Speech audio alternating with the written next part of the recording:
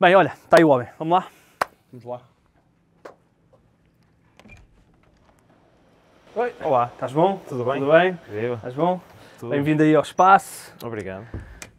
Olha, cafezinho? Aceito. Provar que és bom de conversa de café. Tudo Bem-vindo. bem? Prazer, obrigado. Aqui. Ora bem, temos cafezinho aqui da Beira de Ouro e eu depois vou explicar porque é que eu me embaralhei com o nome Beira de Ouro, depois eu vou explicar. Olha, temos 3 tipos, portanto, a nível de intensidade. Extreme, o mais intenso, digamos assim.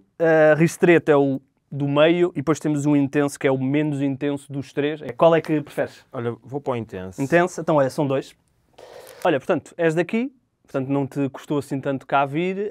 Porque é que decidiste concorrer aqui ao... É assim, eu acompanho regularmente pronto, muitos podcasts de futebol e sigo 00 e pronto, decidi concorrer. Acho que apanhei ali uma altura onde havia vários temas e pronto, como gosto de falar de futebol, decidi enviar a minha candidatura e esperar Pronto. que a sorte me tocasse. Olha, vamos lá, vamos começar. Já Vamos lá. já acabamos?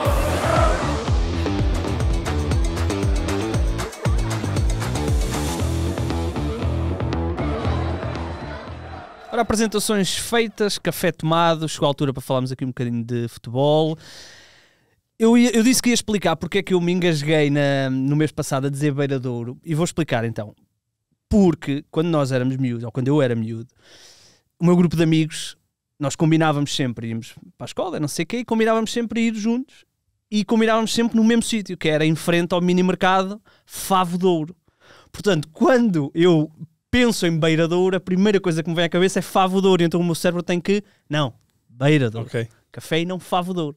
E portanto, por isso é que eu me engasguei, que até o Gonçalo gozou comigo, dizendo que achava que eu ia ter que refazer a intro, mas não, ficou bem, Gonçalo. Portanto, olha, fica a explicação, está explicado. Olhem, fim de semana de muito futebol, fim de semana de pré-Champions, portanto, pré-Europa, aliás. Portanto, Sim, temos aí, pré-Champions só. Sim, Esta exato, semana é porque a só Liga Europa Champions. é só para a outra. Portanto, já deu aqui para ver algumas coisas e estas semanas pós-seleções pré-Champions são sempre um Texas. Nunca sabemos ao certo em que estado é que vão estar as equipas. Algumas vêm mal fisicamente, outras vêm a pensar no jogo de terça ou de quarta. Portanto, é sempre um Texas. E tivemos um bocadinho de Texas este fim de semana. Podia ter sido ainda mais, não é? Sim. Começo eu, Paulo. Força. Eu acho que isto vem um bocadinho de encontro. Eu já não sei se foi aqui, se foi no tema do dia, algo que eu acho que é minimamente recorrente, que é as equipas grandes, como também se apetrecham com melhores jogadores em agosto, normalmente criam uma clivagem muito grande em relação às outras e depois vem setembro, vem paragem de seleções e ficam despidas desses jogadores e esses jogadores não param, enquanto que as outras equipas aí sim conseguem fazer uma pré-época, prepararem-se de outra forma para os jogos e portanto um bocadinho por aí, um bocadinho também porque nos jogadores está obviamente também a Champions, aqui olhando para esta jornada, nem digo tanto no caso do Sporting, mas talvez no caso do Benfica, O Benfica sentiu um bocadinho isso. está a Champions e portanto para os jogadores também há isso no subconsciente e acho que não é condenável, agora é prejudicial, como é lógico, e faz com que depois as equipas menos capazes consigam ser mais capazes de pelo menos beliscar, andar ali a morder os calcanhares e neste caso arriscar, como no caso o Santa Clara conseguiu. O Benfica parecia ter as coisas mais ou menos controladas, o Porto também tendo as coisas mais ou menos controladas também não matou o jogo e sujeitou-se um bocadinho. No caso do Sporting também foi pela margem mínima, mas era uma saída com uma exigência completamente Entre os mais diferente. difíceis do nosso campeonato. Sim, o Famalicão não perdia em casa. E ainda não tinha sofrido esta época, Exatamente. portanto era uma exigência na teoria mais alta, portanto é interessante para apimentar o campeonato, para não estarmos aqui só a pensar, ok, se não vierem os jogos, os clássicos jogos grandes ou uma ida a Braga ou a Guimarães vai ser passeio. Não, é interessante isto e obviamente agora também com a chegada das competições europeias, claro que as equipas vão estar um bocadinho mais suscetíveis de perder pontos, para além da questão de que nem sempre os jogadores estão todos disponíveis e aí um foco maior no Porto. Sim, se calhar começávamos por... Até podemos começar por aí, podemos começar pelo Porto, ou que preferem começar pelo Benfica? Vamos lá. Porto? Pode ser. Vamos começar pelo Porto. Realmente é uma onda complicada. Eu sei que muitas pessoas têm apontado a questão do Mundial de Clubes como razão para alguns destes problemas. Eu acho que não fará grande sentido, porque se olharmos para o Sporting, está basicamente com os mesmos problemas e não esteve no Mundial, mas é aqui uma sequência complicada, não é? Porque agora perde Neon Pérez, não vai jogar mais esta época, certeza absoluta. A ruptura total do tendão daqueles é das lesões mais complicadas para um desportista. Alberto, Martim, William Gomes, PP, que agora já voltou, mas por exemplo estes três provavelmente só regressam depois da próxima paragem. As coisas... Pois, haverá a tentativa de ainda conseguirem estar no Clássico de 5 de outubro, mas sim, eu acho que nem tem tanto a ver com a questão do Mundial de Clubes. Tem-se apontado mais a questão da muita intensidade que o Porto faz, e que muito aquela ideia de Farioli, que está só quando vê realmente que os jogadores estão cansados é que troca, está a ser apontada. Agora, o caso do Neon Pérez, por exemplo, não tem nada a ver, porque é uma lesão que não é muscular, não tem a ver com o nível físico, ainda que, claro, acredito que os departamentos médicos tirem ilações, mas não acho que tenha a ver com o Mundial de Clubes, até porque no caso do Benfica foi mais longe do que o Porto, teve menos tempo de férias, jogou mais jogos até aqui, e houve a lesão do Dedic, que nem sequer teve no Mundial de Clubes, e nem me estou a lembrar se houve mais alguma. Portanto, o Benfica tem jogado com os jogadores todos. Acho que não faria tanto essa relação. Pois é isso, eu não consigo criar causa e efeito aqui com isso, não é? Sim. Vou mais com a ideia da intensidade que Farioli coloca, não é? Eu aproveito para pegar um bocadinho nessa ideia. Acho que a equipa do Porto, pela intensidade que coloca, pode também ser fruto disso, esta onda de lesões, porque é realmente uma equipa que tem muita intensidade, e percebemos que, se calhar, olhando para a abordagem e especificamente para o que foi esta jornada, percebendo que se calhar quer Porto, quer Benfica tinham um contexto de jogo semelhante, ou seja, jogavam com equipas teoricamente mais fracas, tendo em casa, portanto estão, quer uma quer outra, com resultados, portanto vêm de vitórias e digamos que, pronto, casa cheia, início de temporada, mas acho que aqui contrastam completamente o Benfica e o Porto em termos de jogo, em termos de... A forma como quiseram ganhar o jogo. Exatamente, a abordagem é completamente diferente. Sim. Nós vimos o Porto, que nos primeiros 15 minutos realmente é uma equipa muito pressionante, muito intensa, e de facto acaba por se perceber que não é possível jogar com aquela intensidade o jogo todo. Eu depois estava por acaso a reparar num dado curioso: o Porto depois os últimos 15 minutos a determinada altura via mensagem que o Porto não remata a baliza a meia hora, e já estávamos na segunda parte, portanto tínhamos ali, salvo erro, aos 60 minutos, portanto estávamos no acumular dos 15 minutos da segunda parte e os últimos 15 minutos da primeira. Portanto, ou seja, a equipa oscila muito, porque de facto coloca muita intensidade, e acho que ainda é uma equipa que está à procura de estabilizar a sua forma de jogar. O Benfica, por seu lado, também fruto de ter um treinador que já está há mais tempo, se calhar acaba por também, eu diria que para quem vê, é sobretudo muito mais enfadonho ver o Benfica jogar nesta fase, podendo também os jogadores estarem um bocadinho já nesta perspectiva de perceber que este tipo de jogos são aqueles jogos de quase cumprir calendário, não é? Por mais que eles depois possam... lá está a ser rasteiras esse tipo de abordagem, porque depois perdem-se pontos, mais tarde vai ter que se ir atrás deles. Pronto, e isto... Mas olhando aqui para o jogo do Porto, o paralelismo do jogo do Benfica obviamente foi feito, uma vitória, no caso do Porto, pela margem mínima. O Benfica estava ali na iminência de ganhar pela margem mínima, portanto mesmo os próprios adeptos, sentia-se isso no estádio, que as pessoas estavam, entre aspas, assustada com a possibilidade do que tinha acontecido ao Benfica acontecer ao Porto, um golo, que é o que acontece sempre. Pois acabou por ser um aviso que o Porto teve ali. Mas houve uma grande diferença entre a forma como o Porto procurou, especialmente na entrada do jogo, procura resolver a partida, depois do golo do Samu, tem uma série de lances que podiam ter resolvido o jogo, No caso do Benfica, eu senti um Benfica totalmente acomodado com estamos a jogar contra 10, vamos aqui fazer 20 mil cruzamentos, pode ser que um deles encontre o Pavlidis ou o Ivanovic, vamos aqui manter a nossa ideia. Senti o Benfica muito acomodado e eu sei que as pessoas obviamente culpam o Otamendi e a abordagem do Otamendi é absurda, mas o Benfica tinha a obrigação de poder ter o Otamendi esta abordagem, proteger o Otamendi, poder sofrer um gol no último minuto e o jogo estar fechado. Sim. Porque eu acho que é inconcebível que o Benfica tenha 78% de posse de bola, mas tu vais ver os expected goals contra 10 durante mais de uma hora, 1.5 apenas. Pois. É assim, eu por acaso até acho que o Benfica teve das melhores entradas, portanto um bocadinho contra a corrente, até sinto que os primeiros 15, 20 minutos foram bons, foram com alguma dinâmica frente a um Santa Clara recuado e que já não é novo, portanto o conceito de Vasco Matos, a forma dele de se tornar competitivo também contra as equipas grandes normalmente é desta maneira, e não condeno de todo, acho que joga com as armas que tem, como é lógico, e consegue, portanto, ainda encontrou o que estás a dizer, provavelmente o pior que aconteceu ao Benfica naquela altura foi ficar contra 10, porque o Benfica relaxou totalmente. Aliás, a grande oportunidade do Santa Clara, antes do empate, é na primeira parte ainda, naquela subida do Venâncio, e depois, não sei o jogador que falha a recarga, não sei se é o Gabriel Silva. Gabriel Silva, mas o Benfica, aquele final de primeira parte é completamente amorfo e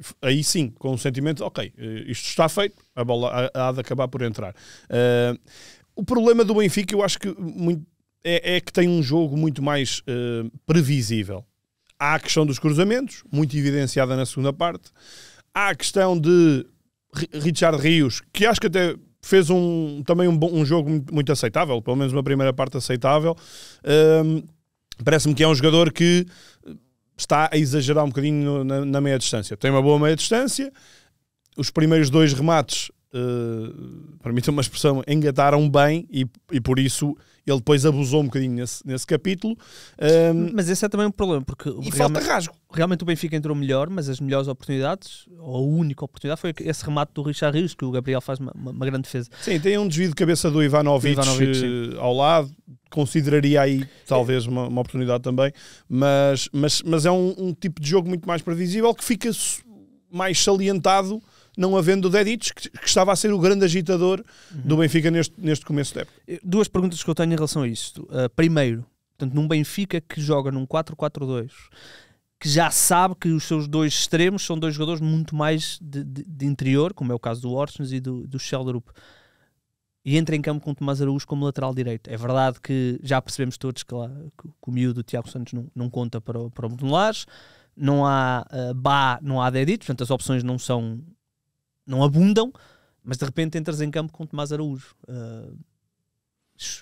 Não é aqui um bocadinho de contrassenso, quando tens 2 avançados, quando precisas de pelo menos criar alguma largura e vais afunilar ainda mais, porque eu gostava de ver o jogo do Santa Clara e estava a pensar, o Santa Clara está confortável porque o Benfica não os consegue esticar para abrir espaços.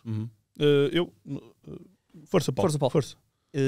Acho que aqui este 4-4-2, colocando estes 2 homens como, lá está, Ivanovic e Pavlidis, e sinceramente eu acho que não será o esquema predileto de Bruno Lage. Eu acho que também, se calhar, ele aproveitou este jogo para um jogo em que o Benfica é claramente favorito, para testar, sabendo que defensivamente poderia não estar tão exposto, e aproveitou para colocar um 4-4-2, que eu diria que, lá está, com o Ausnes, que numa posição médio-ala ali, acaba por não ter grande acutilância ofensiva.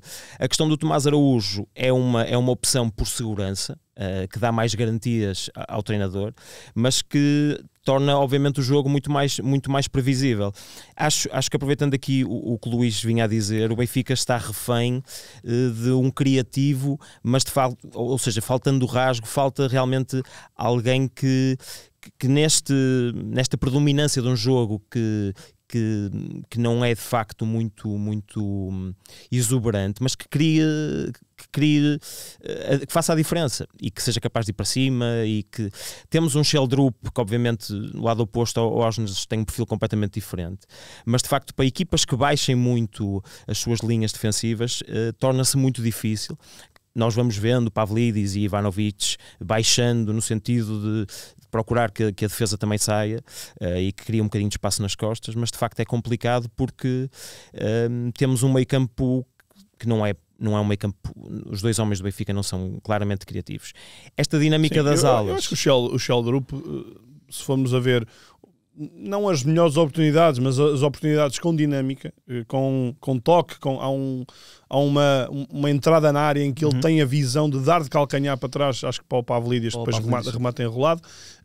O Sheldrup acaba por ser o jogador que traz mais criatividade e eu até, só para acrescentar, esta questão do Tomás Araújo, para mim não seria assunto se do outro lado estivesse um lateral com projeção ofensiva. A questão é que, ao contrário do que era Carreras, ao contrário do que durante muitos anos foi Grimaldo, e que precisavam sempre de um maior equilíbrio para depois de uma saída a 3 pudesse projetar de outra forma o lateral, o Dal não é um lateral com um grande pendor ofensivo. Vai lá, vai algumas vezes, o que faz é um jogador certinho. Dá muito jeito até para alternâncias, portanto, jogar naquele sistema em que ele até fazia extremo, um bocadinho como faz o Orsnes, é um jogador mais de equilíbrio que projeta também um lateral com capacidade, mas para ser o lateral de projeção, e eu até me estou a lembrar, ele acho que participa no gol que decide a Supertaça, mas é um jogador que para ataque continuado é um bocadinho curto para ser esse lateral de projeção. Portanto, Tomás Araújo poderia estar um bocadinho mais... Podia não ser por aí que o Benfica canalizava grande parte dos ataques como canaliza com Dedić, mas do outro lado parece-me que o Benfica é um bocadinho curto. Eu gostava de ver mais Dobrador, honestamente, um bocadinho nesta linhagem dos espanhóis que foram donos da lateral esquerda do Benfica, mas também não estou a dizer que ele já está capacitado. Portanto, acredito aí que Bruno Lage sabe o que está a fazer, mas sinceramente acho que Tomás Araújo aqui é um bocadinho vítima disso, porque não se pode exigir dele que seja um lateral com a propensão ofensiva do Bá ou ainda mais do Dedić. Mas olhando para esta falta de alguma genica, vou-lhe chamar assim, ofensiva no Benfica, ou seja, o jogo do Benfica é muito previsível e as equipas estão, especialmente quando jogam no 4-4-2, as equipas estão confortáveis. O Benfica vai acabar por marcar porque tem realmente gente na frente e tem bolas paradas e tem tudo mais, mas eu nunca senti o Santa Clara panicar com a pressão do Benfica. A linha de 5, acho que linha de 5 habituada protege muito bem. E depois com mais dois jogadores ali à frente, a equipa está sempre muito confortável porque o Benfica afunila muito. E portanto a minha pergunta é, com Sudakov, que por alguma razão que certamente alguém poderá explicar, foi encostado à faixa e não jogou no meio, portanto por alguma razão, com a entrada de Sudakov, acho que mais jogo, menos jogo para o 11 do Benfica, eu acho que este 4-4-2 parece-me condenado ao... De vez em quando pode ser usado, mas é o 4-2-3-1 porque nós sabemos, e Bruno Lage não se coibiu de o dizer durante a pré-temporada, o Benfica andou à procura de Tiago Almada, de João Félix, portanto, para jogar no 4-2-3-1. Certo. Sudakov não é bem esse tipo de jogador, mas pode jogar nessa posição.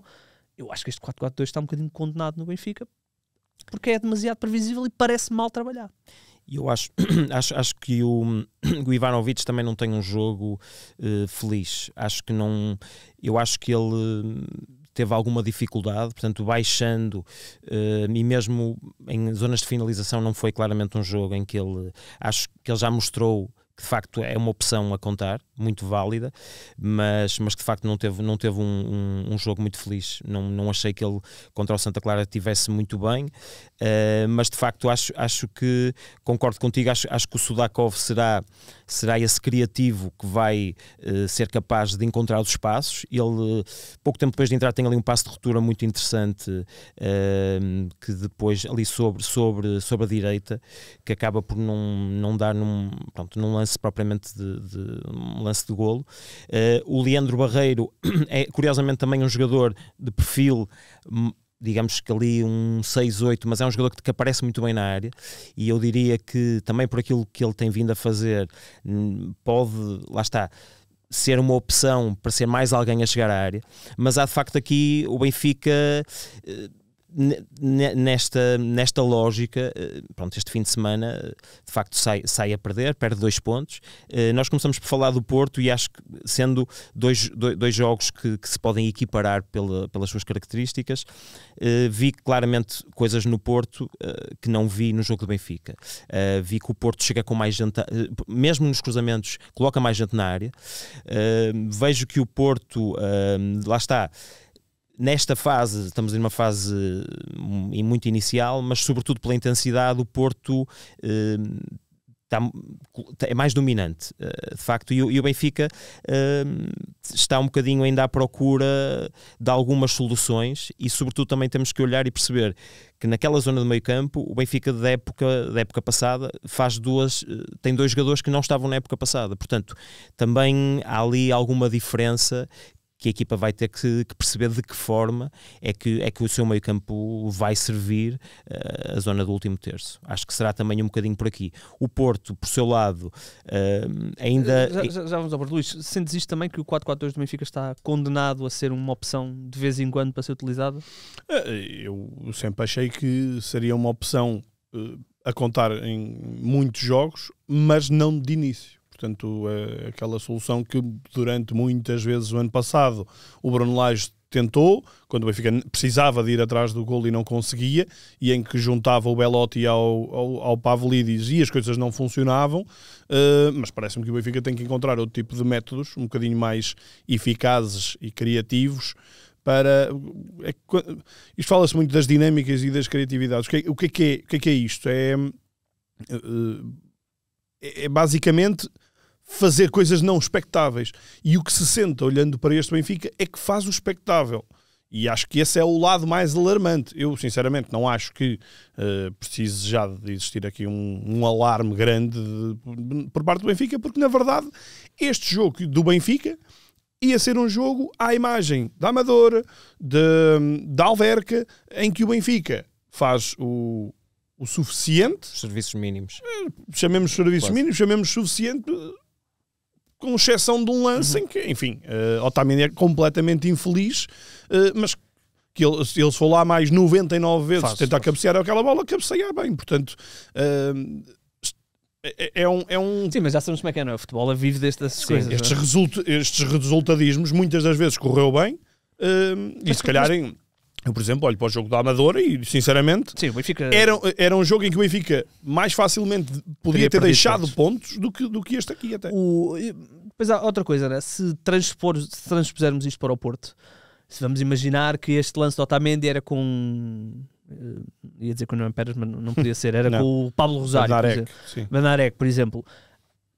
Era totalmente diferente a abordagem dos adeptos do Futebol Clube do Porto, porque Farioli ainda está nas graças, e tem de estar nas graças, e Bruno Lage se calhar nunca esteve, não é? E portanto há um bocadinho esta desconfiança do Benfica, e portanto quando há estes lances, e isto é um lance de total infelicidade, as pessoas ignoram um bocadinho que é isso, que é apenas isso, um lance de infelicidade. Claro que, e bem, podem dizer que o Benfica não deveria estar disposto a um lance destes.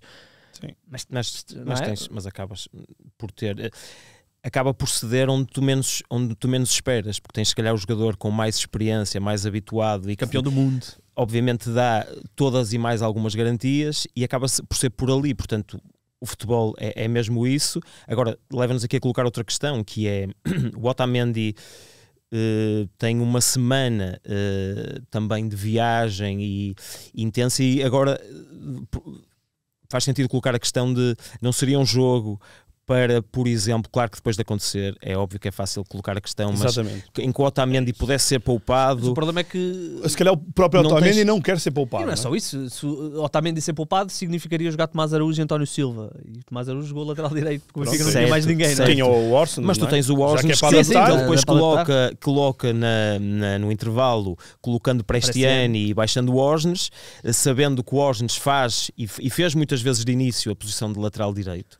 Ou seja, claro que o Otamendi é capitão, está no lance do gol do Benfica, que é ele que faz o cabeceamento, e é um jogador que em bolas paradas é muito bom, muito forte. Portanto, é uma garantia, é um jogador para jogar sempre. Obviamente, ele mais do que ninguém também saberá gerir a sua própria forma, e teve a particularidade de não ter feito o jogo inteiro na Argentina, o que lhe permitiu vir mais cedo. Mas a questão é a parte mental do jogador, que às vezes também é importante perceber. Depois das coisas acontecerem, mais uma vez, é fácil perceber, mas que alternância é que tu consegues ter num jogo em que jogas com o Santa Clara, em que claramente te possibilita usar um sistema tático que se calhar para perceberes a resposta dos jogadores em campo, porque é isso que vai também fazer a diferença, não é? E depois colocares e perceberes que alternativas é que tu tens quando estás numa fase inicial, e pronto, e de facto acaba por ceder ali quando ninguém esperava. Mas eu acho que este lance, e há bocado tocaste nisso, que é o Porto procurou muito mais resolver o jogo, e o Benfica, mesmo a partir do momento em que joga contra 10, não vês uma grande diferença naquilo que foi o volume ofensivo. Portanto, também há uma questão, o Santa Clara guardou-se mais do que o Nacional. O Nacional teve uma postura mais atrevida, o Santa Clara, por eles, estavam fechados o tempo inteiro, portanto percebo, com 10, claro, é normal. Mas, olhando agora para o Porto, e é claramente a exibição menos exuberante do Futebol Clube do Porto, mas acaba por ser eficaz e portanto está tudo bem, mas depois há todo aqui um volume de preocupações, porque o Porto não tem neste momento um lateral direito, tal como curiosamente o Benfica. Perde agora um central, provavelmente vai ter que subir alguém da equipa B. Tem-se falado até da possibilidade da SAD olhar para os jogadores que estão sem contrato, mas por alguma razão estão sem contrato. Portanto, há aqui toda uma série de conjugações que fazem com que o Porto, se calhar, não vá conseguir ser tão exuberante nos próximos jogos, não é? Porque... É assim, eu recordo-me que o PP chegou a fazer a posição noutras alturas de lateral direito. Acho que o Pablo Rosário esteve bastante bem. E acho que nesta lógica de que os jogadores estão muito... estão numa fase de graça, e toda a equipa, eu acho que será mais fácil encontrar essas alternativas. Ou seja, quando tu tens uma comunhão entre adeptos, treinador, e de facto o Porto vive esse momento, será mais fácil tu arranjares alguém dentro do plantel que possa fazer essa posição. Obviamente que aqui estamos a entrar numa fase da época mais crítica, e terá que mais tarde ou mais cedo perceber, lá está, a largura do plantel do Porto, mas eu acho que neste momento vejo alguns jogadores que poderiam fazer essa posição ali. No Benfica é um problema que se calhar já vem de trás, porque já vens com o Bá lesionado da época passada. De facto o Dedić entrou e de facto é um jogador que estava com uma dinâmica muito, muito boa, de facto criando um volume ofensivo muito, muito grande. No Porto eu acho que pelo momento em que o Porto vive será mais fácil encontrar naquela zona alguém que possa cumprir. Lembrando também que o Porto tem também, da mesma forma que o Benfica tem no meio campo 2 entradas novas, o Porto começa com 2 centrais que de facto também não estavam na época passada. Nós, se olharmos para a defesa do Porto, 3 dos jogadores, exatamente, 2 dos jogadores não só não estavam na época passada, como não estavam há 15 dias. Tu na linha de 4, tanto o Kivior como o Pablo Rosário chegaram. E aproveitando aqui a questão do Bruno Lage, que diz que vem falar outra vez, há uma questão que ele falava a época passada, que não tinha tempo para treinar e que os jogadores não tinham tempo para assimilar as ideias. No Porto passa-se exatamente a mesma coisa, portanto a realidade do mercado é isso obriga. Kivior provavelmente se calhar não conhece todos os jogadores com quem está a jogar, não é? O Bruno Lage usou essa expressão, mas de facto nesta altura não é um argumento que ele possa usar. Se o Bruno Lage quer tempo para treinar, então dizia aos jogadores para perderem contra o Fenerbahçe e tinha todas as semanas para treinar. Não pode obviamente usar esse argumento, mas isto obviamente que isto para dizer o quê?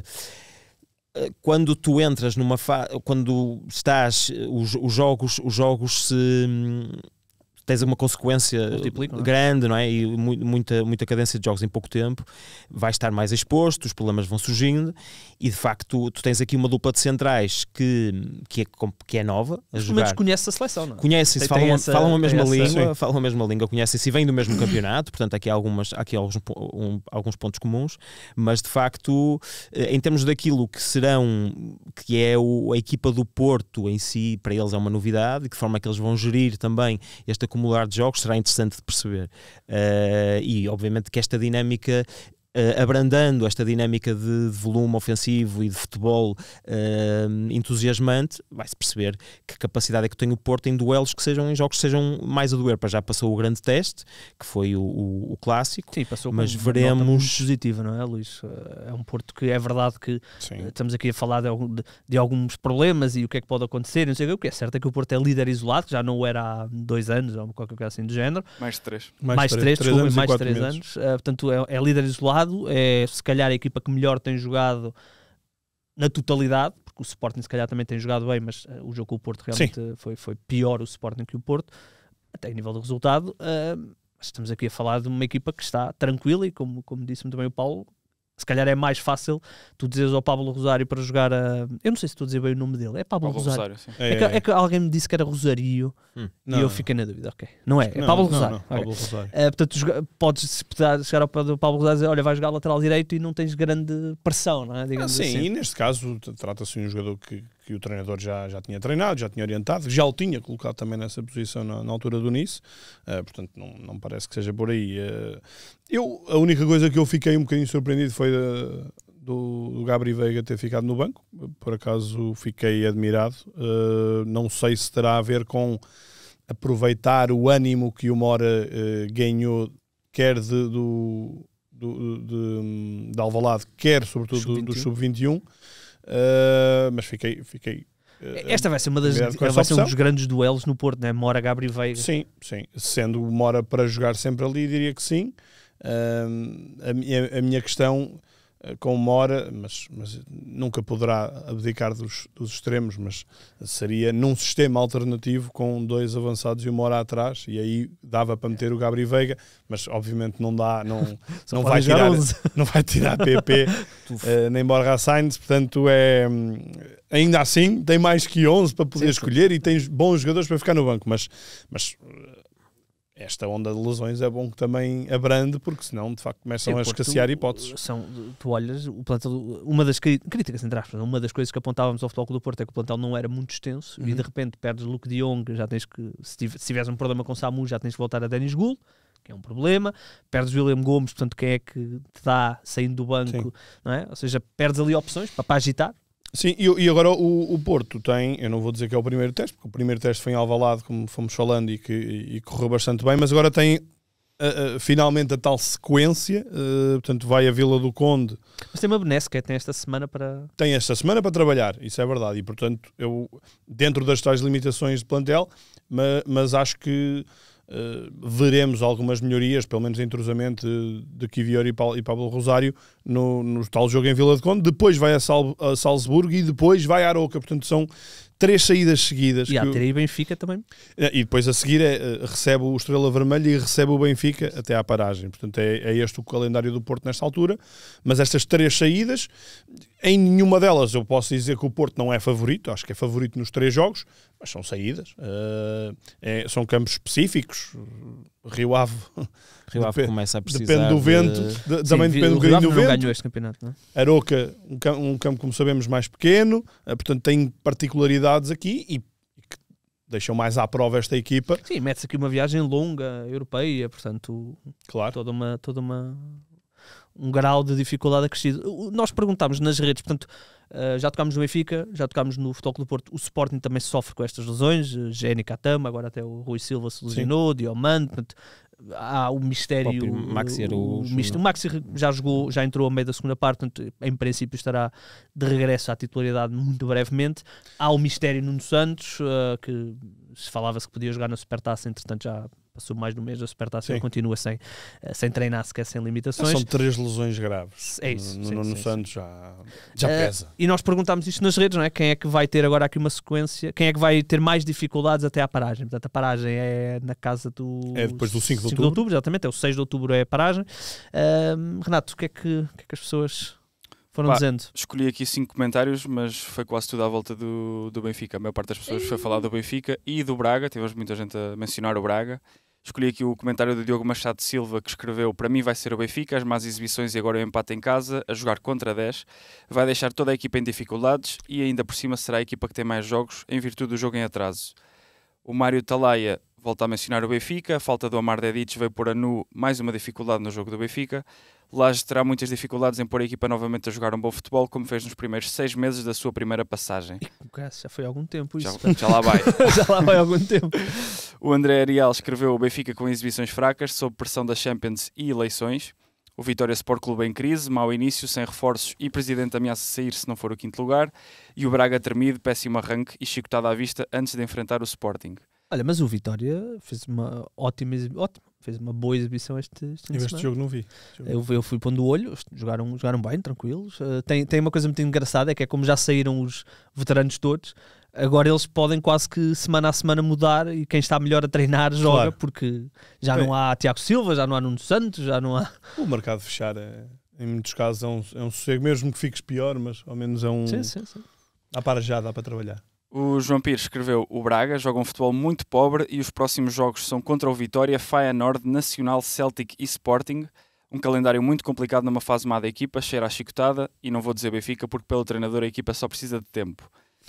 Depois, o João Fernandes escolhi este para acabar porque acho que vai ser um bocadinho mais polémico, que diz que em termos de calendário eu diria claramente o Sporting, que vai defrontar um Moreirense fortíssimo, deslocar-se a Nápoles, recebe o Braga e ainda vão com exigência ao Estoril. E depois acaba dizendo: já o Porto e o Benfica, face à profundidade do plantel, deverão conseguir evitar um maior desgaste.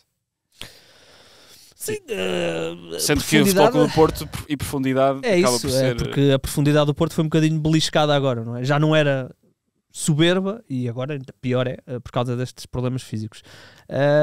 Respondendo a esta pergunta, Luís, quem é que achas que vai ter mais dificuldades até 6 de outubro, 5 de outubro? Vá? Eu não sei se foi no anterior ou há 2, mas eu falei aqui da questão de que o Benfica tinha um calendário muito acessível no plano teórico até aos 2 jogos. Rio Ave. Portanto, é isso, tem a saída às Aves. Tinha este jogo em casa com o Santa Clara, em que também tínhamos que meter uma grande dose de favoritismo do Benfica. Recebe o Qarabag, portanto vai às Aves. Recebe o Rio Ave no jogo em atraso e depois recebe o Gil Vicente, mesmo sendo um jogo... O Gil Vicente está a jogar muito bem, mas são 5 jogos em que o Benfica tem uma grande dose de favoritismo. O primeiro já falhou, mas continuo a achar que Bruno Lage tem neste período de conseguir mostrar finalmente uma equipa a jogar um futebol mais afirmativo. Não precisa ser um futebol que dê mais resultados, porque teve bons resultados em agosto, mas um futebol de facto que convença mais. A primeira amostra não convenceu totalmente. Não convenceu de todo. E depois, já falei aqui um bocadinho do Porto, acho que a questão do Sporting, entendo, em parte, mas acho que o Sporting tem que... portanto, o tal jogo com o Braga, ok. O jogo contra Feyenoord. Moreirense, não, Feyenoord. Nápoles, não é? Nápoles é que também... Não, Feyenoord é o Braga. Exigente, mas até lá, ok. Em casa com o Kairat, também tem que ter este favoritismo. Eu sei que já vamos falar da Champions. E em casa com o Moreirense, por mais que o Moreirense esteja a fazer um belíssimo campeonato também, acho que... sinceramente, olho para isto, vejo que quando entrarmos em outubro vamos ter aqui grandes jogos, mas até lá as equipas têm condições para embalar um bocadinho. Para embalar e para, em campo, além dos treinos, poderem mostrar evolução. Olha, olhando para o Sporting, o Sporting vai a um dos campos mais difíceis do nosso campeonato, Famalicão, que ainda não tinha sofrido golos, portanto, uma equipa e não é só o não sofrer golos, estava a jogar bem. E jogou bem. E jogou bem, sim, jogou bem. Mas olhando para o Sporting, há aqui algumas questões muito interessantes no jogo do Sporting, virtude dos problemas físicos, que é, Giovanni Kenda finalmente é titular porque o Jenny Katam está lesionado, e a pergunta que eu lanço é, Kenda ficou com o lugar? Essa é uma. Vimos a primeira titularidade de Vadjanidis, que roubou o lugar ao Fresneda, e isto tem algumas implicações porque o Fresneda é um tipo de lateral muito mais estável, muito mais para a construção a 3. Vadjanidis já não é isso e obrigou, por exemplo, o Kokorashvili a jogar muito mais ali entre os centrais, o que é dramaticamente mau. E depois foi a estreia, com mais de um ano de atraso, Ioannidis a jogar pela primeira vez. É verdade que foi num contexto já de mais segurar um bocadinho de bola, mas já deu para ver um bocadinho de Ioannidis, e portanto há estas questões que começam também a ter algumas respostas, não é? Sim, em relação ao Sporting, desde logo, ainda acrescento outra, que é o João Virgínia,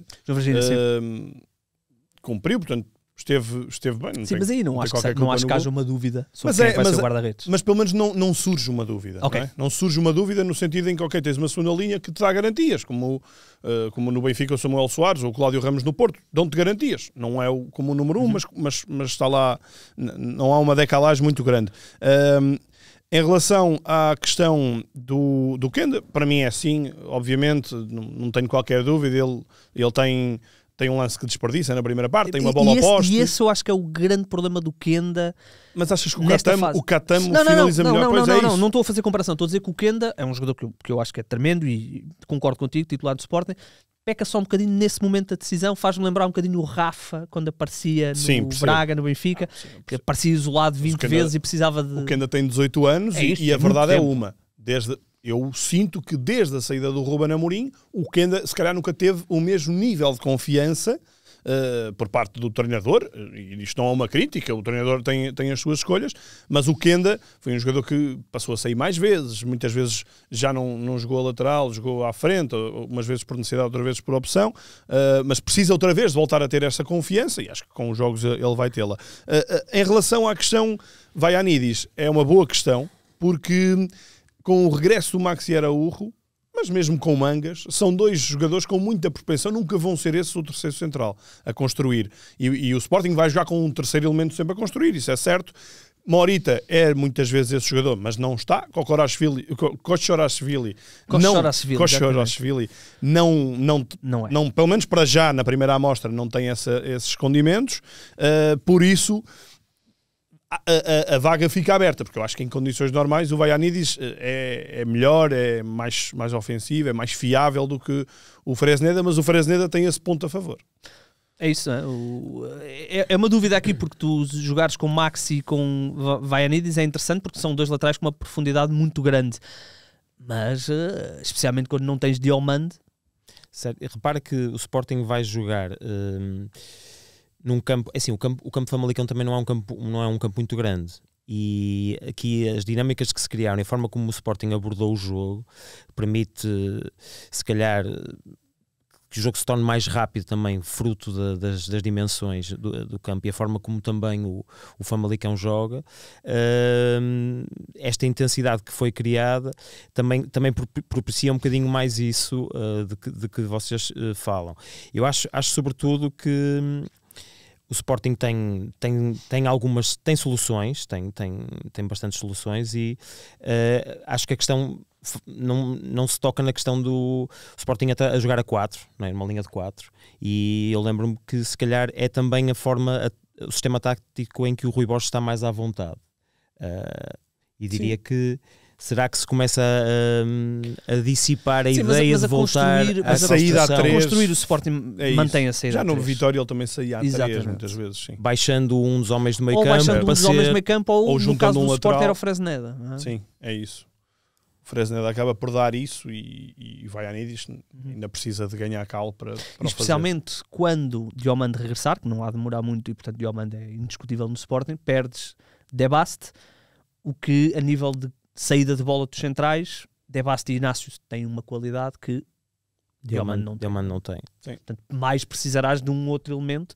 Eu acho que o Morita, e é verdade que o Morita, já todos percebemos que está a cumprir o último ano de contrato com o Sporting, não vai renovar, e portanto acho interessante, é interessante ver algumas dicotomias, não é? Às vezes os jogadores que são encostados porque não estão no último ano de contrato e não querem sair, e no caso do Morita é tão importante para o Sporting que mesmo nesse contexto vai jogar. Felizmente isso já acabou, não é? Vai dizer ao St. Justice? Verdade. O Sanchez não tem a ver com ser o último ano de contrato. Tanto aquela coisa de sair a custo zero, sair livre. E a questão do Kenda não se prenderá também um bocadinho com isso? Não sei. Eu acho que não pode. Seria Obviamente um ato de péssima gestão se o Sporting agora encostasse o Kenda porque ele está vendido. Então para isso eu deixavam-no ter ido embora. A questão do Kenda iam teve a buscar ver mais com... um jogador. Eu continuo a insistir nisto. Acho que era o Jenny Catamo estar a jogar para poder ser valorizado e ainda ser vendido. E há outra coisa. O Rui Borges, desde que chegou ao Sporting, Jenny Catamo é o seu homem. Mesmo quando Jenny Catamo esteve lesionado, quando ele regressa, ele ganha imediatamente o lugar ao Kenda na época passada. A ideia de jogo dele, se calhar daquela questão da verticalidade, da velocidade, sobretudo são as armas de Jenny Catamo face ao Kenda. Que pode para poder jogar com o Pedro Gonçalves e com o Trincão quando mais tens ali, toda aquela criatividade e a capacidade. Eu acho que sobretudo o Sporting no último terço, mesmo a inferioridade numérica, com a criatividade que tens com Trincão e com Pote, terás sempre muito mais perto de criar jogadas de finalização. E Luís Soares tem muito essa envolvência, acho que foi um finalizador perfeito. Sim, o Sporting encontrou mais do que a questão de ser o finalizador, e ele e tem marcado golos e não sei quem, mas a forma como ele se associa, de ser tão, é muito parecida a forma dele se associar com Pote e Trincão. Portanto, eles os três casam-se muito bem porque jogam quase ali, às vezes retalhando ali os lances e tu... Vai ser um trio ofensivo muito, muito complicado de parar e que dará muitos frutos seguramente, e nesse aspecto o Sporting está salvaguardado. Em termos daquilo que será a dinâmica dos laterais e as alternâncias também, temos cruzamentos e outras opções, eu acho que o Sporting também tem as soluções. A questão do Nuno Santos poder ou não aparecer, porque depois tens jogadores que também se sobressaíram naquele antigo sistema tático do Ruben Amorim, que dava outra capacidade ofensiva aos laterais e que no fundo projetava. Lembro, por exemplo, que o Nuno Santos sempre foi um jogador, nunca foi um claro defesa esquerda. O Nuno Santos, quando vai para o Sporting, vai para extremo. Exatamente. Pote à direita, Nuno Santos à esquerda, portanto, depois o Nuno Santos e ele tem escola extremo. Sim. Pois esta questão de tu criares aquela linha de 3 que te permite a projeção dos laterais, foi algo muito trabalhado na época do Ruben Amorim. Pensando que o Rui Borges será claramente fã de um 4-3-3 ou deste 4-2-3-1, eu acho que o Sporting tem aqui de facto já as linhas mestras daquilo que poderá ser as suas dinâmicas em termos de funcionamento. A questão que tu colocavas do Kenda, será que o Kenda será melhor a assistir do que a finalizar? Não, de facto, a ver pelaquela assistência, sim. Assistência é luxo. Ele, de facto, é um jogador que faz a diferença. É um jogador que não precisa de muito espaço, à semelhança dos jogadores também de Pote e Trincão. À semelhança do Génio. Sim, que não precisa de muito espaço para arranjar soluções e de facto, o Sporting acaba aqui por passar entre os três grandes, passar no teste mais difícil, teoricamente. Luís, e podemos ver aqui até, voltando à questão dos laterais, podemos ver agora que o Sporting vai jogar Champions, é verdade, e já vamos à Champions, é verdade que é um jogo simpático para começar, mas até podemos ver aqui quase uma gestão de jogo para o campeonato teoricamente mais tranquilo, poderá jogar com os dois laterais projetados, com o Vadjanidis e com o Maxi, se calhar num jogo de Champions um bocadinho mais apertado, se calhar joga Fresneda para te dar um bocadinho mais tranquilo, ou seja, o regresso destes jogadores, e eventualmente há de regressar daqui a uns meses o Daniel Bragança e o Nuno Santos, e dá algumas opções de poderes, dentro do mesmo sistema, ter dinâmicas totalmente diferentes para Rui Borges, não é? Sim, claramente. E acho que o Sporting provavelmente é dos três, arrisco-me dizer, o que tem maior profundidade de plantel. Com opções efetivamente válidas. Não acho, tanto ao contrário do ano passado achava isso do Benfica e achava que o Sporting tinha o melhor 11. Este ano acho que o Sporting tem a melhor extensão de plantel. Tenho dúvidas que tenha o melhor 11, mas isso depois, lá mais para a frente eu vou considerar. Mas ainda, por exemplo, neste jogo vejo o João Simões entrou muito bem, a mostrar-se muito bem, e por isso acho que dá uma versatilidade ao treinador que lhe permite jogar em vários sistemas, com várias dinâmicas, com laterais projetados, laterais mais recuados, com médios mais criativos, mais posicionais.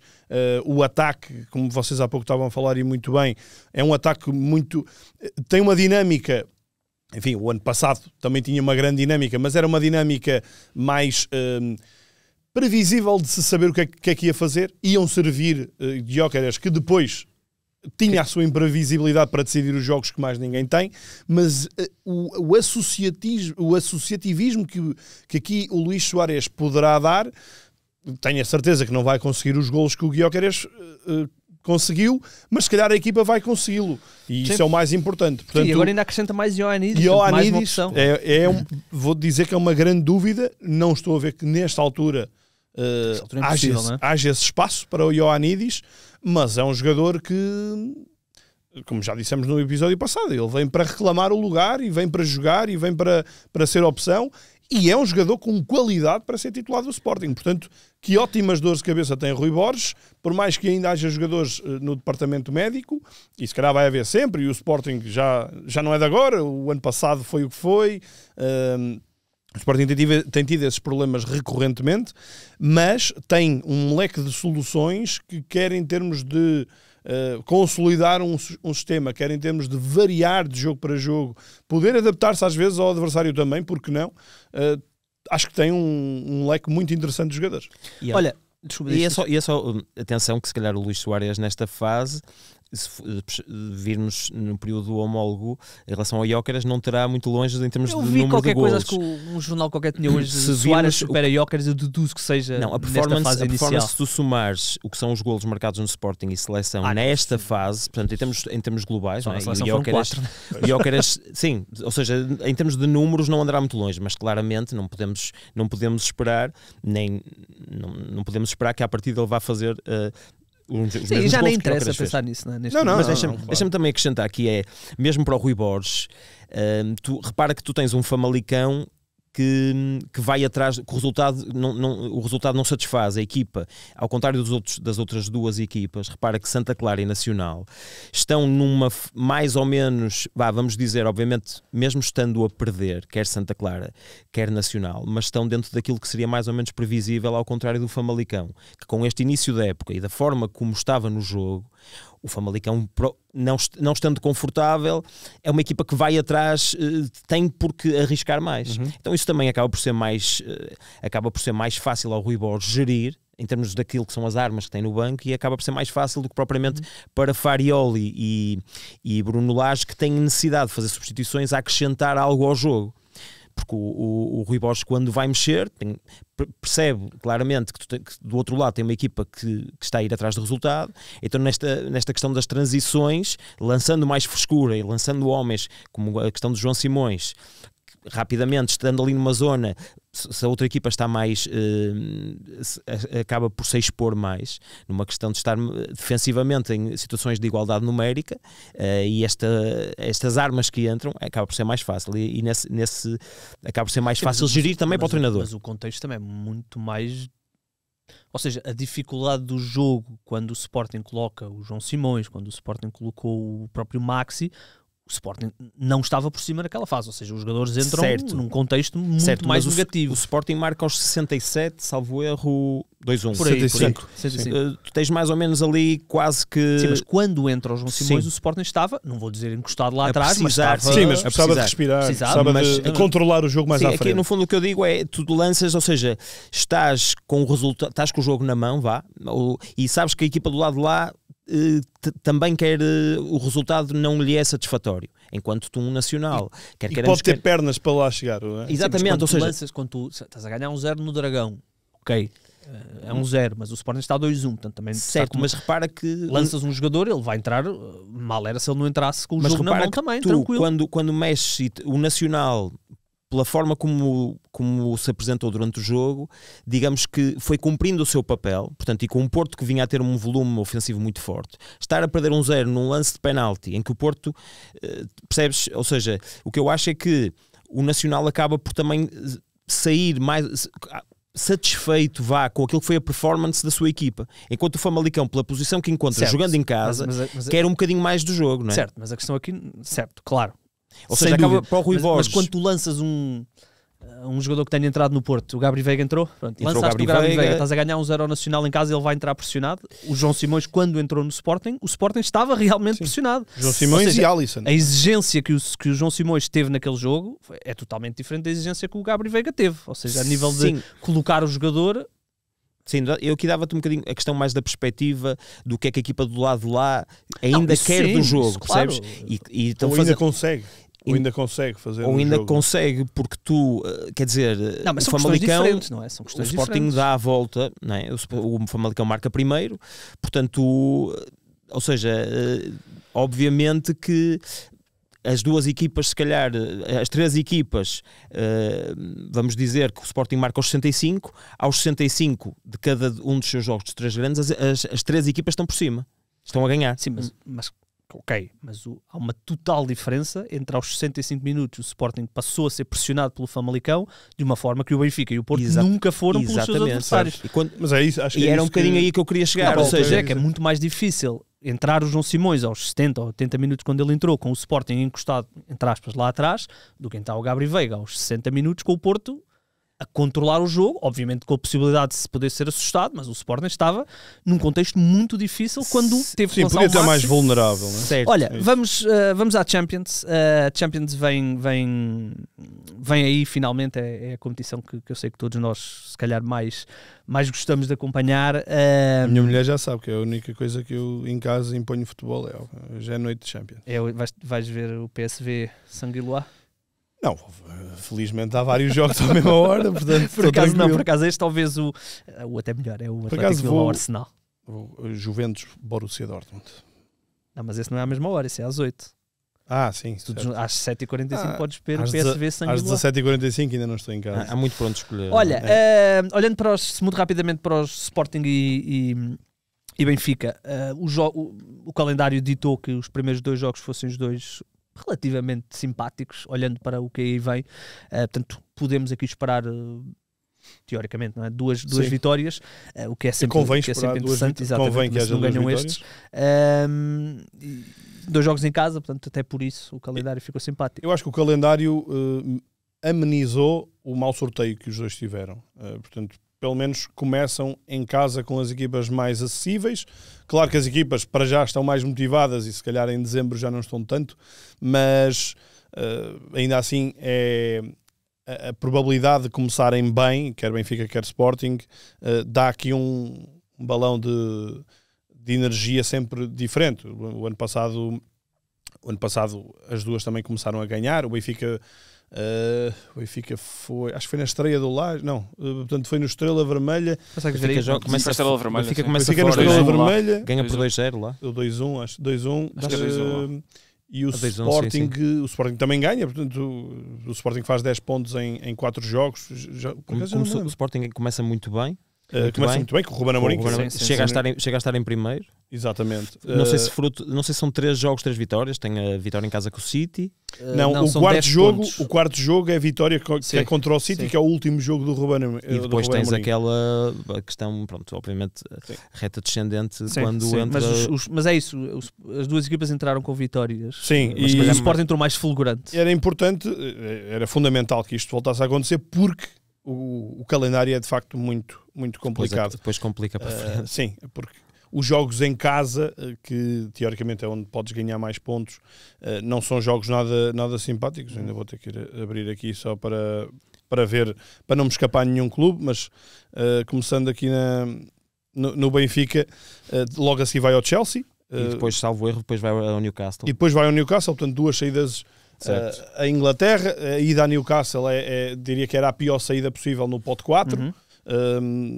Portanto, contrabalança aqui com a escolha com a Sporting tem o Nápoles fora. O Sporting vai ao Nápoles. O Sporting não faz bem depois como o Benfica. Marselha, salvo erro. Bayern Munique. Sim, Munique é só em dezembro. Desculpa, eu tenho aqui. Portanto, o Sporting recebe o Kairat, vai ao Nápoles, recebe o Marselha, vai à Juventus, recebe o Clube Rouge. Depois tem o Bayern Munique, isto é os jogos de dezembro, e depois em janeiro tem o Paris Saint-Germain e o Atlético Bilbao. Pois, era muito importante que o Sporting chegasse a janeiro numa posição de play-off. Eu, honestamente, desculpem-me lá o pessimismo, mas eu gosto também de ser otimista, mas eu sinceramente não acredito que nenhuma das equipas, não pela sua qualidade, mas sobretudo pelo calendário que tiveram, não acredito que nenhuma delas vai ficar nos 8 primeiros. Acho muito difícil, acho praticamente impossível, e por isso o olhar lógico é para o lugar de play-off, e aí acho que tem condições para isso, mas mesmo assim não é fácil. O Sporting tem Kairat, tem Marselha, e ajuda-me lá noutra equipa em casa. Em casa, desculpa, Clube Rouge. Clube Rouge, que longe de serem adversários acessíveis, mas convinha fazer 9 pontinhos. Convinha fazer 9 pontos, 7 no mínimo, 7 no mínimo, para depois ir buscar os outros 4 algures. E já é bem complicado. Portanto, em casa do PSG, esse algures é Nápoles, Bayern Munique, a Red já o Bayern, a Juventus, exatamente. Era Juventus, o Benfica e o Sporting vão a Juventus. Mas o Bilbao é em casa. Não, é fora. É fora. A última jornada é em Bilbao. O PSG que é em casa. Em Bilbao.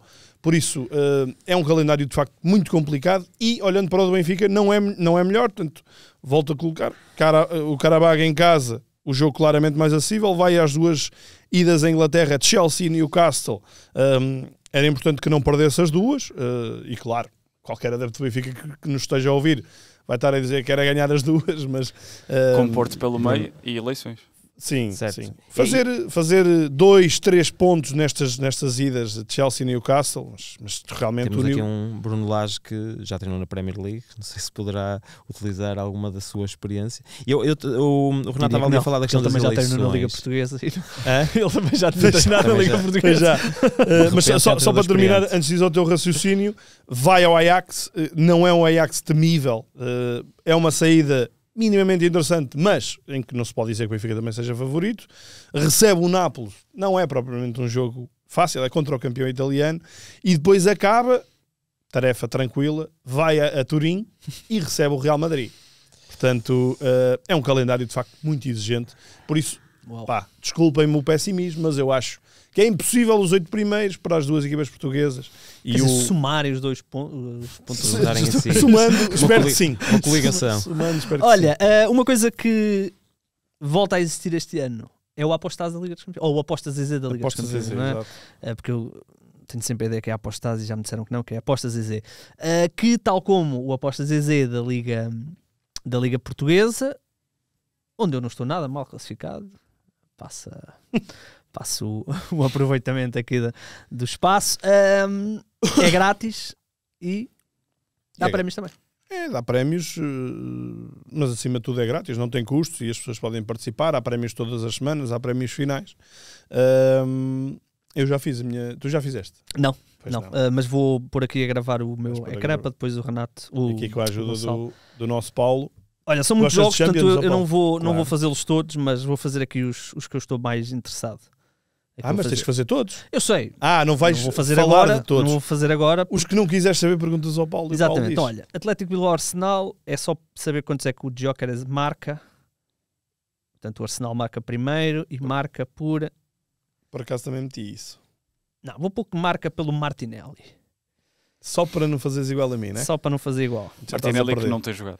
Tem 3 jogos. Martinelli. Que tem estado arrumado, porque agora há Madueque, há Eze, mas provavelmente vai jogar na Champions. Então marca o Eze, então, pronto.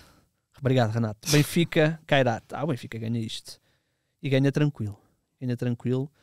Porque o Lage também já merece algum descanso naquela cabeça. Eu meti 3-0 para Benfica e para Sporting. 3? 3-0 para os dois. Pronto. Eu vou-te dizer, fruto da minha experiência alternativa que eu às vezes tenho de fazer narrações de jogos para a app da Zone, eu conheço bem este Qarabag. E é um Qarabag muito... Fraco? Frágil. Atenção, eu vi vários jogos do ano passado na Conference ou na Liga Europa. Não sei se este ano foram buscar algum Messi, mas se não foram, é uma equipa muito, muito limitada. O Kairat admito que não conheço. Quão engraçado era eles terem mesmo lá o Kairat tem um jogador português. Estive a ver que fez formação no Porto. Eu salvo ele é lateral. Luís Mata? Sim, olha para Luís Mata joga lá. Tá lá. Não, sei, não te consigo garantir que seja Mata o apelido, mas é Luís que está. Ele fez formação no Porto. Depois Luís Mata. Ok. Vamos. Perdeste o desenterrado. Vamos. Vamos. Olha, muito bem, eu estou a E fazer... tem o Jorginho. Tem na o frente. Jorginho também. Eu estou a fazer o meu apostase, portanto vocês podem fazer também, podem criar as vossas ligas, exatamente como fazem para E para a adiram Liga à nossa, Portuguesa. à do ataque rápido. Exatamente, já criaste? Não, mas tu vais criar, entretanto, Eu quando vou estiver no criar, ar. entretanto. Eu estou a fazer aqui o meu apostase ainda, depois eu termino. Vou pôr aqui, olha, o Olympiacos vai ganhar 2-1. O Olympiacos ainda tem aqueles portugueses todos, não é? Não. Meditaremi está Tem no o- Olympiacos. Também Meditaremi. marcar. Um jogo, Tem o- 2 golos. Podense, não é? O Podense tem o Gelson Martins, fez grande época o ano passado. É O verdade. Carmen tanto saiu. Quem? David Carmo. Carmo. Ah, o Carlos. Foi sim, emprestado sim, sim. ao Oviedo. Jesus. Olhem, Foi para lá vamos... o miúdo, o Diogo Nascimento, não é? Está o Costinha, o Ruben O Veso. Costinho. E o Ruben Ruben Veso. Veso. Eu achei que o Ruben Estou a Veso ver ia dar aqui. craque. meu. Quem é que E achas atenção, ganhar? um ótimo jogador. Quem é que achas ganhar a Champions, Paulo? Olympiacos. Antes de Agora irmos com ao estes desenterrado. números. Exato, Olympiacos era bom. Exato, quem é que ganha a Champions? Pergunta difícil. Isso é. São 36 concorrentes. Eu elimino já o Kairat e o Karabakh daqui. Olha, eu vou Real Madrid, só por uma Será? questão de... Nada será- previsível. Será que o Real Madrid... Já não ganhou há algum tempo. Não vejo. Será que é um Liverpool? Pode ser o Liverpool. Se bem que o Liverpool, todas as vitórias do Liverpool foram à rasca. Apesar de Uhum. estar a ganhar, Sim, mas é mas- tudo golos nos últimos 10 É. minutos e assim. Não Luís, O PSG o ano passado também na fase de grupos quase não passava. né? E depois foi goleado na final do Mundial de Clubes. Isso para mim não é equipa. Foi Não, goleado. lançando se calhar Não sei. colocaria Chelsea. aqui um Perdeu. Liverpool, mas Foi tipo goleado. 3. Foi 3 ou 4. Foi assim um jogo. Goleada, lembro-me ao Inter, 5-0. Mas eu para mim há 3 grandes. Ok, PSG, eu tenho que colocar sempre o Real Madrid. PSG, Mas há o PSG, claro, o Liverpool, o Bayern, ok, o Real Madrid, mas, e o Barcelona, não? mas eu vou pelo Barcelona. Eu acho que o Barcelona este ano ganha a Champions. Eu gosto muito do Flick. O Barcelona não está nos seus melhores dias financeiros, mas tem uma equipaça. Agora juntou-lhe o Rashford, que se estiver em bons dias, acho que é um grande reforço. Há 3 Já está a anos, ser. há 3 anos que essa frase é utilizada. e está na promessa do Rashford. Foges desta Estás a fugir lista? da questão. Vais Não. algum outsider? Não acrescenta. Não sei se Arsenal, mas se acrescentar, mas Olha, deixa-me só destacar, porque nesta primeira jornada de Liga dos Campeões já temos aqui uns jogos do caraças: Bayern-Chelsea, Liverpool-Atlético de Madrid,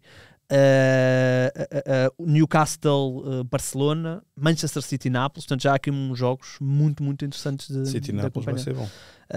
Muito bem, vamos ao positivo e negativo. Vamos lá? E o Slavia Bodoglint? Sim, Slavia Bodoglint, belíssimo jogo. Aqui o Galatasaray com o Frankfurt também. Bora. Vamos lá ao positivo então. Não, Desenterrado primeiro, desculpem, eu troco-me sempre, desculpem. Vamos lá então ao desenterrado. Deixa-me já preparar aqui o telemóvel. Já estava ali o Gonçalo. Desculpa. Com pesquisas, É que eu troco. sem pesquisas. Então vá. Não é só porque eu costumo mandar mensagem ao Renato, porque eu normalmente descubro primeiro vocês. Mas eu hoje decidi complicar um bocadinho. Então bota lá. Hoje oficialmente decidi complicar. Ok. Posso começar? Olha. Nós estamos com um programa curto. Dá-lhe. Pronto, então apressa-te a adivinhar este gajo. 31 anos, Este gajo. internacional pelo seu país em 38 ocasiões, não vou dizer já o país, como é óbvio. Desvinculou-se de um clube que disputava a Série A, agora recentemente, e voltou a casa, ao seu país. É defesa central. Participou em 2 Copas Américas, 2019 e 2024. Jogou num grande em Portugal, e agora dou-vos aqui um tempinho só para pensar um bocado. Jogou num grande em Portugal. Venceu uma Liga Portuguesa. Já disseste que era central, é isso? Venceu um título em Itália, 2 na Rússia e 3 na Venezuela. Quê? É venezuelano. Venezuelano? É o... Ai, como é que ele se chamava? Fez apenas um jogo no Futebol Clube do Porto. É isso, é o que era do Tondela. Ai, como é que ele se chamava? Osório. Osório. Jordan Osório. Vamos! O Luís chegou lá. O único jogo que ele fez foi aquele famoso 2-0 que o Belenenses ganha no estádio do Restelo ao Ih, jogou ao tão Futebol mal. Clube do Porto. Jogou tão Com mal. um gol do Maurides, irmão do Maicon. O Maurides. Ah, Outro pois bom foi. desenterrado, o Maurides. Jordan Osório. exatamente. Jordan Mas Osório. tem Parabéns, um Luís, currículo, tem um parabéns. currículo invejável. Espera, desculpa, ele Itália. Fez estava uma boa Foi carreira. Itália Estava que no eu- Parma. Ok. Ok. E ele ganhou Ganhou uma Série B italiana. Ok. Oh! Ah, Ah, Mas então. tinha dito que foi campeão da Itália. Olha, vamos. Muito bem, Ganhou o Jordan título da Osório. Itália. Parabéns, Luís, É isso. parabéns. Jordan vamos Osorio. ao... Voltou para a Venezuela? Isto sim.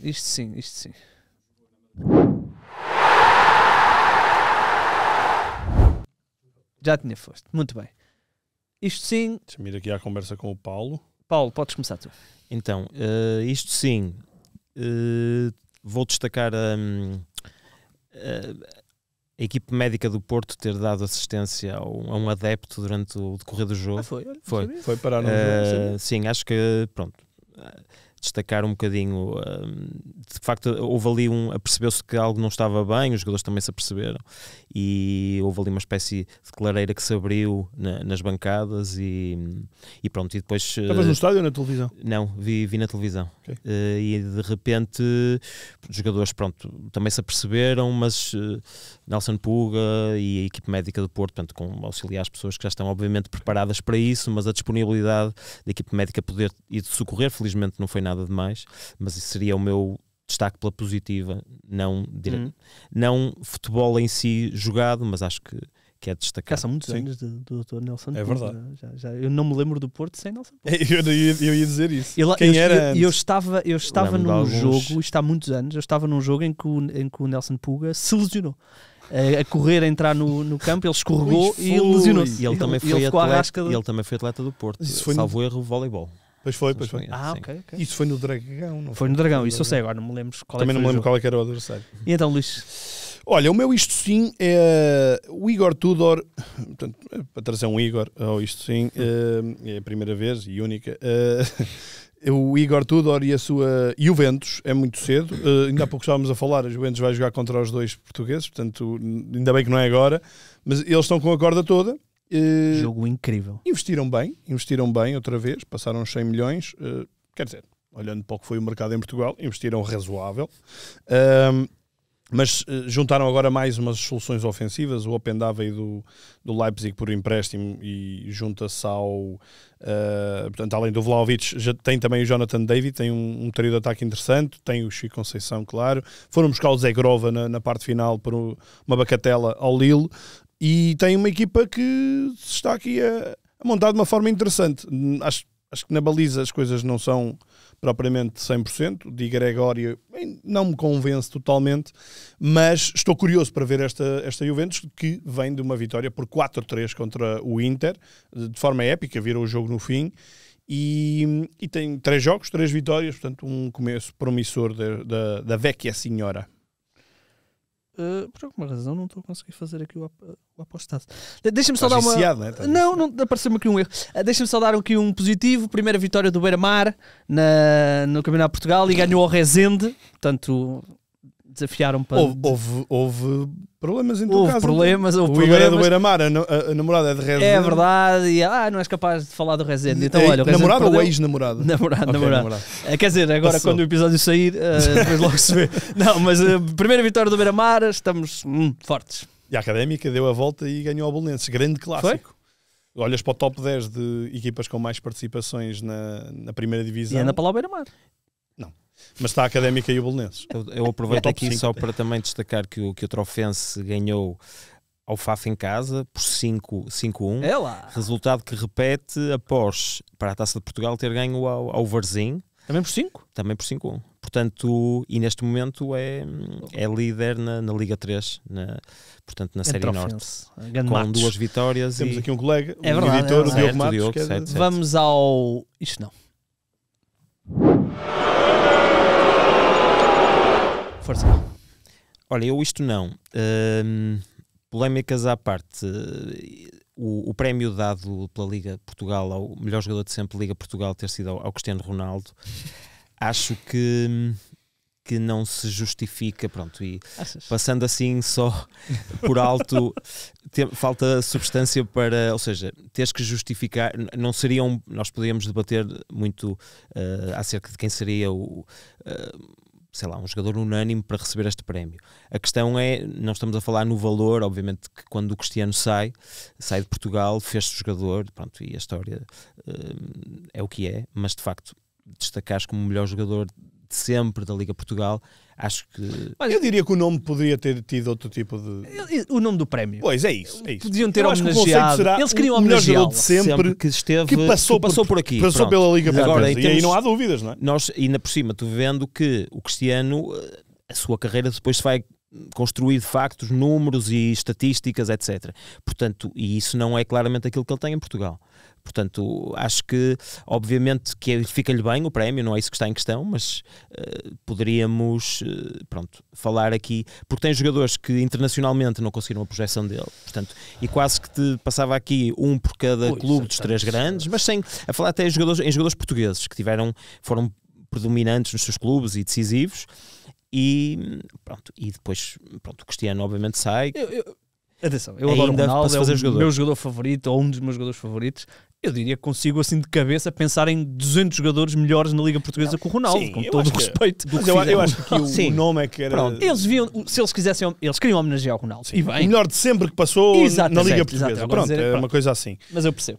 Eu acho que isto teve a ver mais com seria uma... É quase Pega lá isto. mais um prémio carreira. Não, então isto não sei se não é para... Olha, vê lá para a próxima, se quando te perguntarem sobre o João Félix, não diz que ele fez muito melhor em vir para a Arábia Saudita do que ir jogar para a Liga Portuguesa, também. Porque está a um nível superior. Portanto, Cristiano, para a próxima, por amor de Deus. Sim. Eu sei que o dinheiro não falta. Eu ouvi não é preciso o isso. Ronaldo, graças a Deus, está a manter a coerência, né? Porque, por exemplo, ele faz parte daquela, ou fazia parte, não sei se ainda faz, daquele grupo que quer levar o Mundial para a Arábia, sendo que Portugal era uma das candidaturas concorrentes. Ele é embaixador. Ele era embaixador, depois a Arábia desistiu e passou para 34. Olha, o meu isto não são os lenços brancos em Braga. Pois, eu sabia que tu ias falar disso, por isso é que não puxei o Braga. Depois, o Braga... atenção, eu não estou a dizer que não é legítimo os adeptos estarem descontentes, não é legítimo os adeptos até considerarem que não há condições para Carlos Vicente continuar. Acho muito cedo, mas percebo o desânimo, porque não vejo evolução. E pondo-me primeiro ao lado dos adeptos, digo... é difícil perceber uma equipa que no início jogava com médios a alas, depois passou a jogar com muitos alas, depois jogava sem pontas de lança. Ontem jogou com 3 pontas de lança, considerando o Paulo Vitor também um ponta de lança. Portanto, há aqui uma grande confusão, que eu acho que há uma grande confusão também por parte dos jogadores que ainda não assimilaram de todo e o Braga já fez muitos jogos, já começou mais cedo e portanto tem, salvo erro, 11 jogos. Não há uma evolução, não há uma grande evolução. 11 jogos, sim. Acho que o Gil Vicente mereceu claramente a vitória, apesar daquele lance muito fortuito, bola na trave e etc, mas o Braga acordou tarde. É um Braga ainda muito dependente de Ricardo Horta, viu-se nos pouquíssimos minutos que ele pôde jogar e o treinador explicou isso no fim. Agora, vamos ao meu ponto. Lenços brancos para um treinador que chegou há 2 meses, que ainda tem uma amostra muito curta, a quem lhe tiraram os jogadores. Portanto, o Roger saiu no fecho do mercado. Não, já depois. É isso, já depois do mercado fechar. Não foi rendido, portanto, houve jogadores que já tinham chegado. O Ricardo Horta anda limitado. Defensivamente, as coisas ainda não são perfeitas, mas tudo isto faz-me pensar, porque é que os adeptos já estão com lenços brancos para o treinador?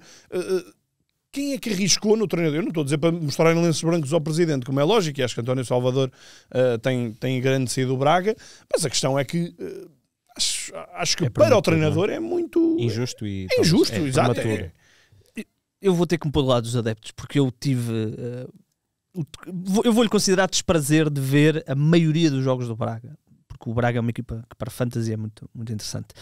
E o Braga já tu tocaste aí em algumas coisas que eles já fizeram. O Braga já mudou o seu sistema de jogo para jogo e até dentro do jogo de uma forma que tu ficas... Eles começaram com 3-5-2, onde os 2 alas eram 2 médios que afunilavam para o meio. Foi terrível, foi talvez um dos piores jogos que eu já vi o Braga a jogar nas competições europeias. É verdade que o Real Vá também não ajudou, mas foi terrível. E porquê é que ele faz isto? Carlos Vicente não tinha... Roger não tinha feito pré-temporada, que esteve lesionado, e o Victor Gomes também não tinha feito pré-temporada, estava lesionado. Quando eles regressam, ele vai para os extremos. A equipa continua a jogar mal.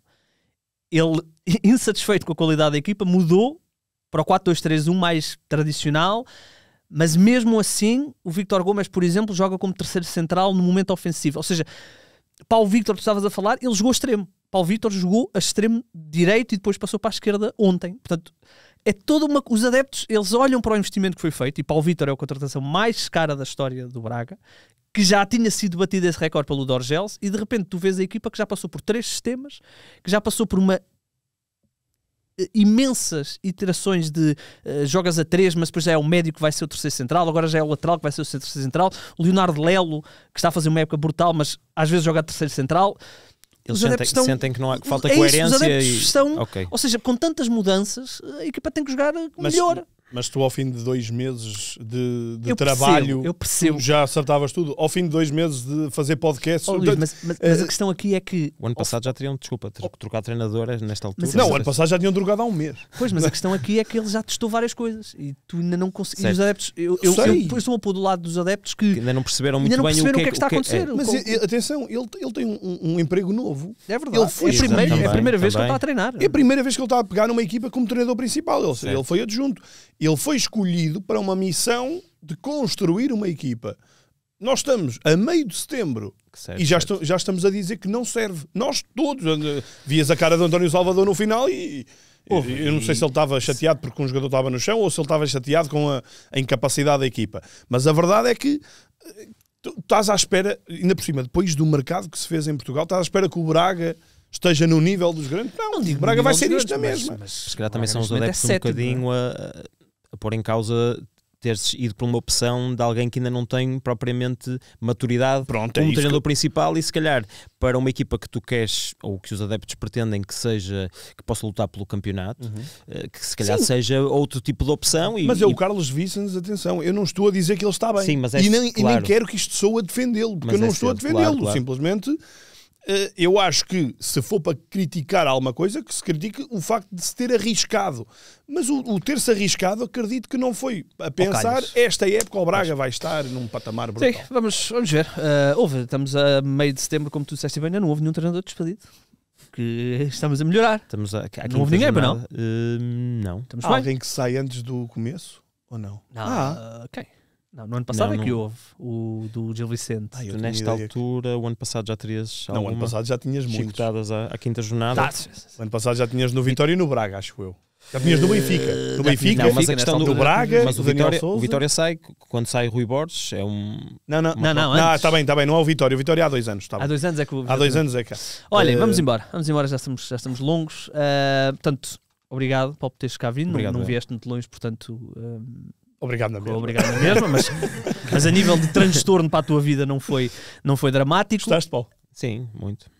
E podem já fazer quando o episódio sair, já vão poder fazer as avaliações, como fizeram para o Alexandre, e depois, daqui a um mês, mais coisa menos coisa, teremos o próximo candidato, não é? Esqueci-me de um assunto que eu queria puxar, mas pode ser para a semana, não há problema nenhum. Vamos embora? Tem mais alguma coisa? Está feito. Está feito? Paulo, obrigado. Obrigado mais uma vez. Grande abraço e o Ataque Rápido tem sempre um fim.